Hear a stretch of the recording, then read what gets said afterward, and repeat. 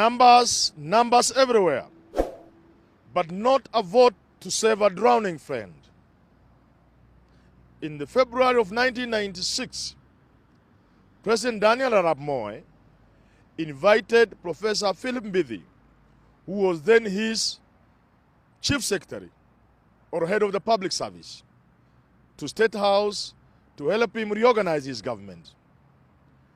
In this reorganization, some permanent secretaries may be moved, others may be sacked, others could be recruited, and other high-ranking appointments. That happened, and a few minutes to one, Professor Philip Mbidi, head of the public service, rushed to his Harambee House office and switched on his radio for the famous 1 o'clock news. Because every politician in Kenya those days, everybody who enjoyed a government appointment, never missed the 1 o'clock news. Because that is the time people were sacked without notice, appointed without being told, shifted and moved. So indeed, the first item was Rais Daniel Arap Moi amefanya mageuzi katika serikali. But the first name that came to the astonishment of Philip Mbidi was that of Fairs Kwinda taking over as head of the public service, meaning he had just been moved out. And that is how political appointments happen everywhere in the world. To enjoy a political position without knowing that is to be naive or outright stupid. It happens everywhere, and the parties, especially in democracies that are parliamentary democracies, parties enjoy enormous powers. The ANC party cut short the presidents of Thabo Mbeki. Some years later, it sent packing the president, the old young man, Jacob Zuma. Even in the UK, sometimes back, the Conservative Party sent the Iron Lady packing, Margaret Thatcher.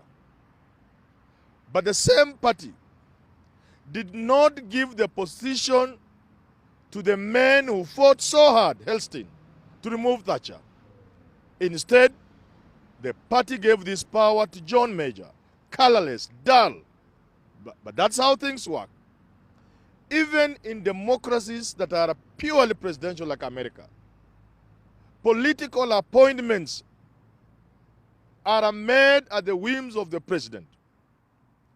President Trump has appointed and sacked people within ridiculously short periods. He even sacked his Secretary of State when he was in Kenya, was around here. So those like Murkomen, my friend, Susan Kika, Professor Kindiki, if you do not understand the nature of political appointments, it is indeed very strange. You make it difficult for your friends. I saw the agony on the faces of people like Millicent Omanga as they were forced to save their own skin, to mind their own cup of tea, their own ugali and safuria of ugali, by voting yes. You could see the agony. Sometimes back, a friend of mine was going for re-election as dean at the University of Nairobi.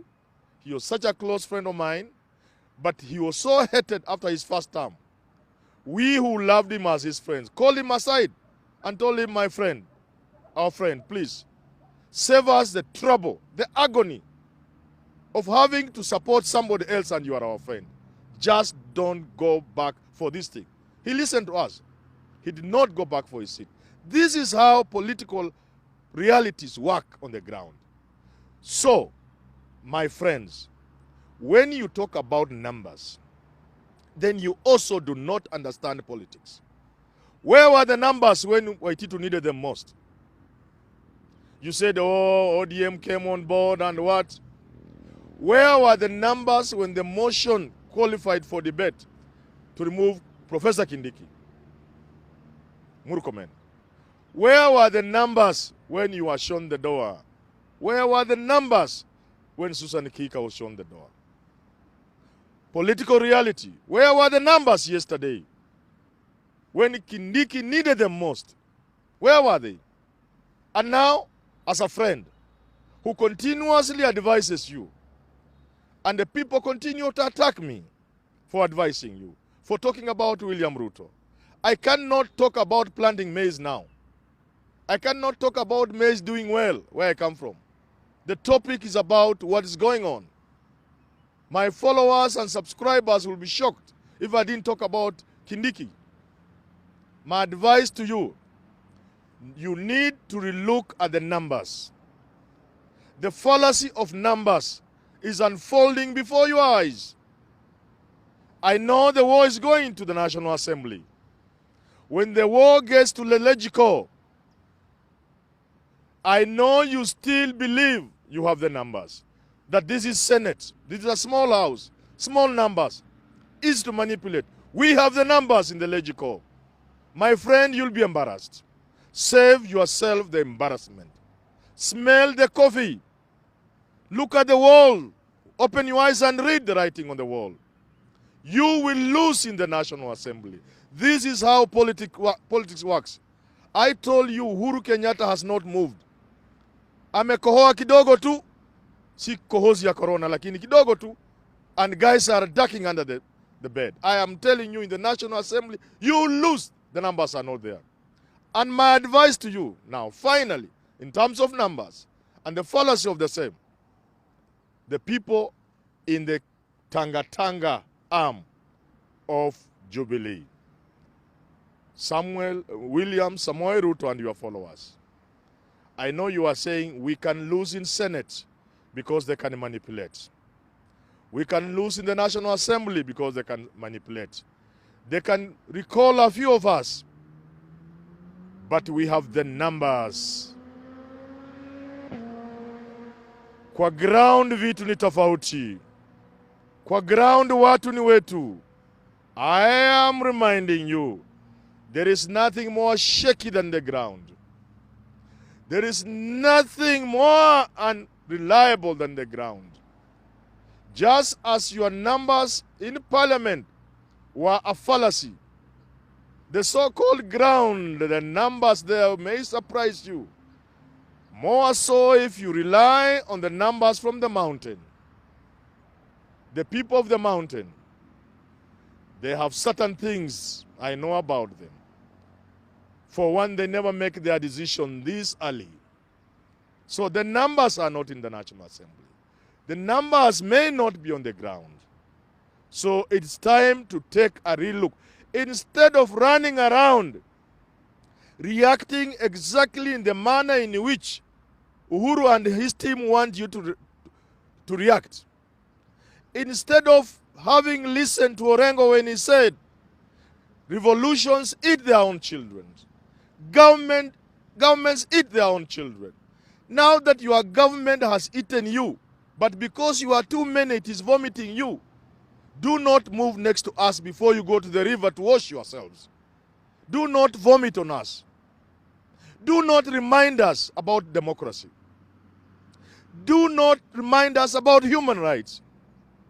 When you talk about democracy, when you talk about human rights, when you talk about due process, we are reminded of things which, because we love you so much, you are a good fellows, we may not mention those things. We will not mention how you participated in watering down parliament. The best thing that happened to Kenyans via the 2010 constitution was not even the Bill of Rights, as some people tell us. It was a strong parliament to check the executive. The parliament we have in the constitution is the strongest and the best thing this country has. What did you do? You abdicated. You surrendered parliament to State House. You participated in the making of bad laws. Don't remind us. Don't remind us. You remember the security laws. You were there as the police were harassing innocent Kenyans. You were there as people died. You told us things we don't want to tell you today, Moses Kuria. We shall not tell you because we love you. But you know what you told us. So instead of running wild, regroup, recollect. Do what Mwangi Kinjuri did when I advised him. And not because I advised him. But I told him, when you are annoyed, when you are going through grief, we all know the stages of grief. When you are angry, that is the worst time to go out in public. You try to make a speech in the Senate. People listening to you wonder, is this man really, does he understand politics? Politics is politics. Politics has its own rules and games. And one thing in politics you must never allow to happen is to allow reality to depart. To allow reality to depart is to turn yourself into a lunatic in politics. Because a lunatic is he who is out of touch with reality. Never miss out on reality. If you are going to be a good politician, look around and see the handshake and BBI. Look around and see the game Uhuru Kenyatta and Raila Odinga are playing. Look at where the ball is. The ball is so high. Can you jump and head that ball? If you are to be realistic, you would know that Uhuru and Raila have almost outsmarted you. It doesn't mean they will have it forever. Nothing is permanent in politics. A day in politics is a long time. Today the game is purely handshake game. 2022 in my thinking is gone. 2022 is gone. All the noise you are making is helping the 2022 be a piece of cake for Raila and Uhuru. In fact, if you are to have a fighting chance, is to withdraw, retreat, reorganize, and perhaps, just perhaps, you could find some room to fight in 2022. But my thinking, my good advice to you, since one thing after the other is showing you that 2022 is gone, my advice to you, focus on 2027 and 2032.